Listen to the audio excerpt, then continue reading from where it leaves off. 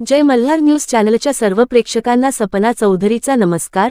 नंदुरबार शहरातील प्रभाग क्रमांक 3 मधील डीएम पार्क, अरिहंत नगर व शहीद शिरीष कुमार नगरमध्ये विविध विकास कामांचे भूमिपूजन व उद्घाटन नगराध्यक्ष सौरत्ना रघुवंशी यांच्या हस्ते करण्यात आले। विकास कामांमुळे प्रभागातील नागरिकांनी समाधान व्यक्त केले असून त्यांना सोयीसुविधा उपलब्ध झाल्या आहेत। नंदुरबार नगर परिषदेच्या माध्यमातून विविध विकास कामे करण्यात येत आहेत।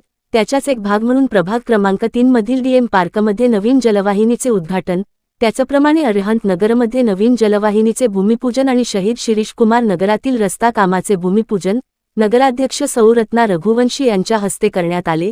यावेळी नगरसेवक किरण रघुवंशी, पाणीपुरवठा सभापती कैलास पाटील, नगरसेवक राऊ मोरे, नगरसेविका वंदना साळुंखे, कमल ठाकूर, शीतल पटेल, मोंटू जैन, प्रवीण गुरव, सुभाष पानपाटील यांच्यासह परिसरातील नागरिक उपस्थित होते।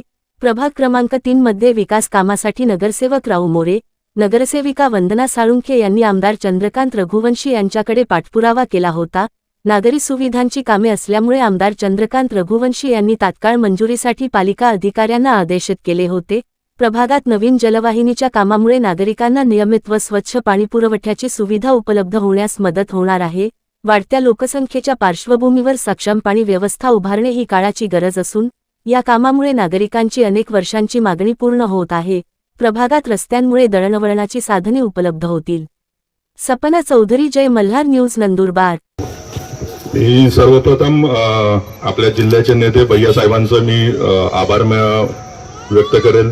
रत्ना बाबेंचे, विक्की बाबाचे, गोलूबाईंचे, कैलास बापूंचे आणि संपूर्ण नगरपालिका प्रशासनाचे।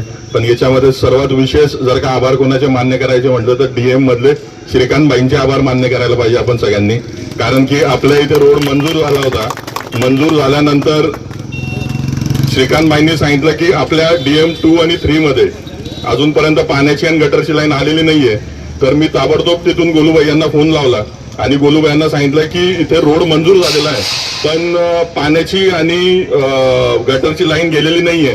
तर गोलूबाईंनी सांगितलं की बाबा तुम्ही एक काम करा, अर्ज करा, अर्ज केल्यानंतर मग मी ते टेंडर स्टॉप करतो आणि त्याच्यानंतर पहिलं तुम्हाला पाण्याची लाईन टाकून देतो आणि त्याच्यानंतर मग पुढची प्रोसेस सुरू होईल। म्हणून आपण विशेष आभार श्रीकांत बाईंचे, गोलूबाई यांचे आणि सर्व नगरपालिकेचे मानायला पाहिजे।